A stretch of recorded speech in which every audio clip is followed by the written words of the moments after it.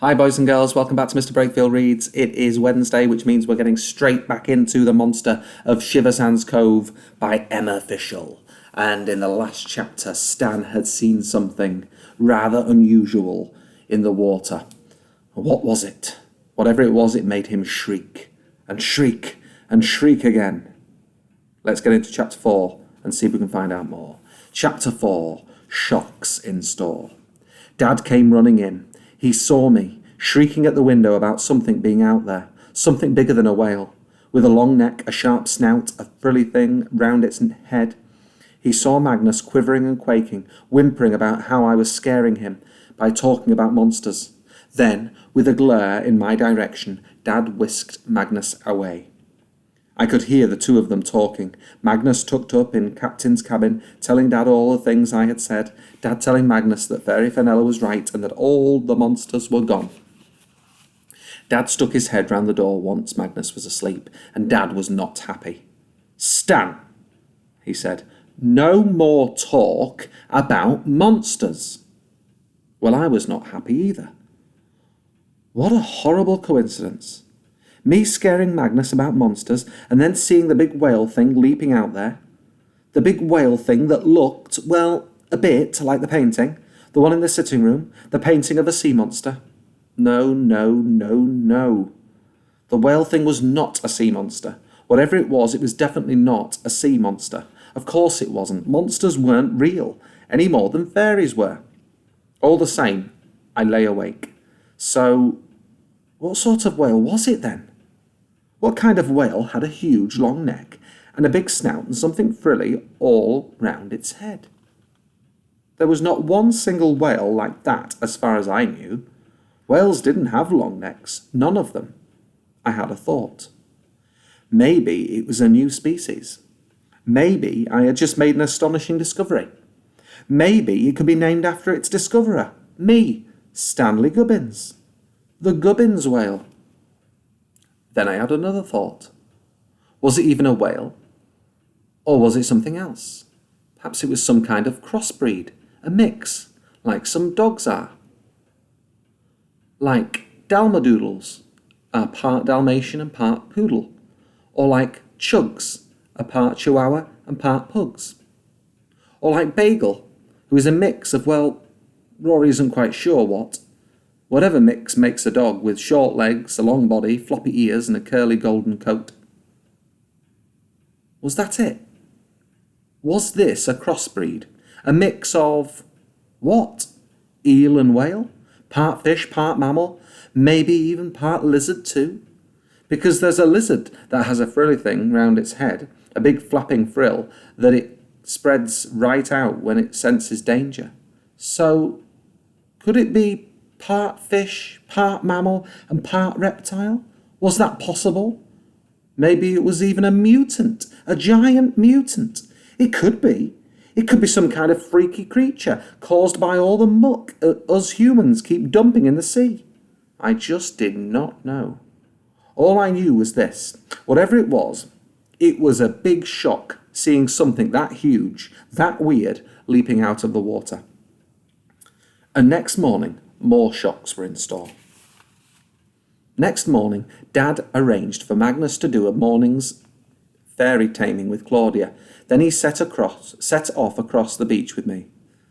We were heading for an arrow-shaped signpost at the bottom of the cliff path, with writing on it which read, "To Light Sands Bay." The cliff path was steep and rocky.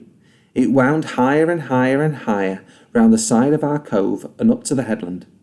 I stared as we climbed. I stared left, right, and far out to sea, but there was no sign of the whale thing. I couldn't see it anywhere. Shame. I wanted Dad to see it, to find out what he thought it was. We puffed our way up to the top, then stopped. We looked all around us, at the big views, at Shiversands Cove behind us, and at the island far below. It was a dark and craggy island, with just one small building huddled on the rocks. "Tide Island," said Dad, pointing. "We can walk to it across the sand at low tide." Well, we couldn't walk to it now. The only way out to it was over the rickety bridge, stretching from the edge of our cove. Apart from that, it was surrounded by water, completely cut off. "Tides are very big around here," said Dad. "That end of Tide Island, the end nearest our cove, it'll be sand at low tide." "I know about tides. It's the moon that makes them happen. Twice every day the moon slowly pushes the sea right up to the beach and then slowly pushes it back down again. Right now, the moon had pushed the tide almost as high as it could go. We walked on along the headland, and then ahead of us, far below, there was Light Sands Bay. It was a much bigger bay than our cove, with a long sandy beach, wide and curving, with a hilly sort of seaside town stretching up behind it. There were steep winding streets, all cobbled and narrow, with houses squashed either side, painted pale seaside colours. A promenade stretched above the beach, the whole way along it.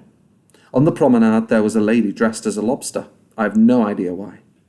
The lobster lady was handing out leaflets. "Join in the fun and festivities," she said, pincers wobbling. Then she gave Dad a leaflet. And the leaflet read, "Light Sands Bay Festival, a weekend of fun and thrills. Friday night fireworks, Saturday parade, Sunday beach barbecue. Food, toys, crafts, beach games, fun fair, fancy dress, face painting, and much, much more." Now the lobster lady was peering closely at Dad, pincers wobbling even more. Oh no. I knew what was about to happen. It did. "Mr. Whizzy was?" she gasped.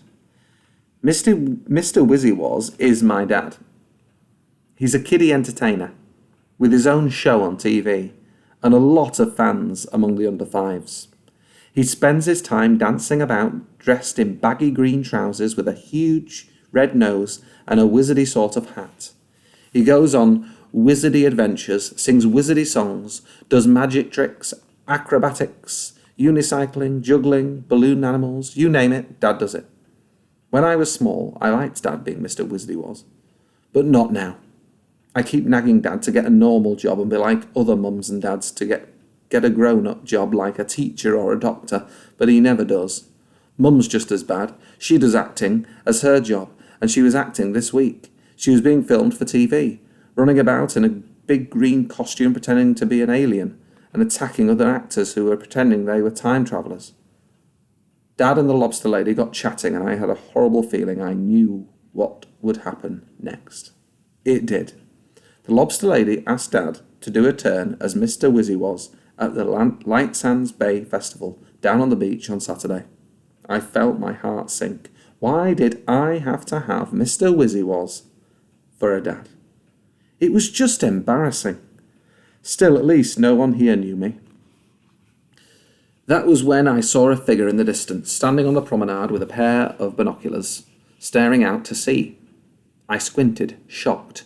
No, surely not. How could it be? It could not be. Not here, not on my holiday. It couldn't be. But it was. There was no doubt about it. It was Pearl. Pearl Pankhurst.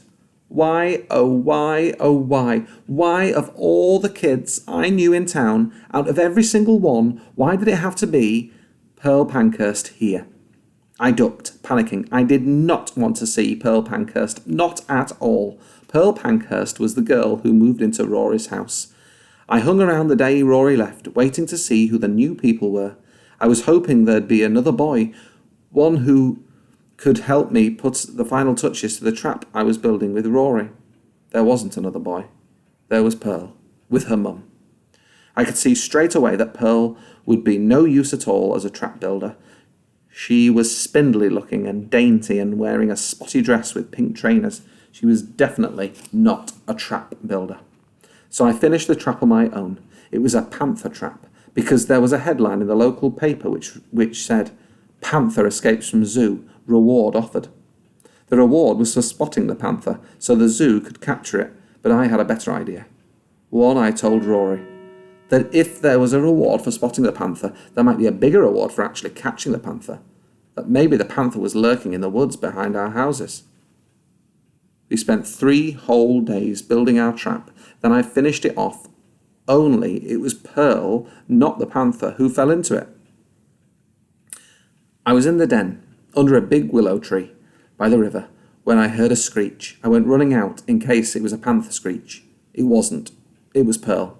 She yelled right in my face that I was an idiot building a trap right on the path, where someone could fall into it. So I yelled back. I yelled at her that she was the idiot for yelling at me, when she should be apologising for ruining my panther trap. Then, 2 days later, I found her sitting in the den, so I told her to get out, as the den was private. Rory's and mine. She said no. She said under a willow tree was a public space, and she had just as much right to sit in the den as I did. So I went home and got my water cannon, and I ambushed her as she came out of the den. She yelled at me again. She yelled that I was even more of an idiot than she first thought. And how was that even possible? We haven't spoken since. We just glare at each other. And here she was now, right in front of me, 250 miles away from home. This holiday was turning into a nightmare. Then it got worse.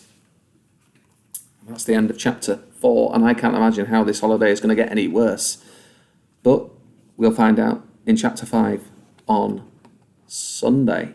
So join me then on Sunday for the next chapter, chapter 5 of The Monster of Shiversands Cove.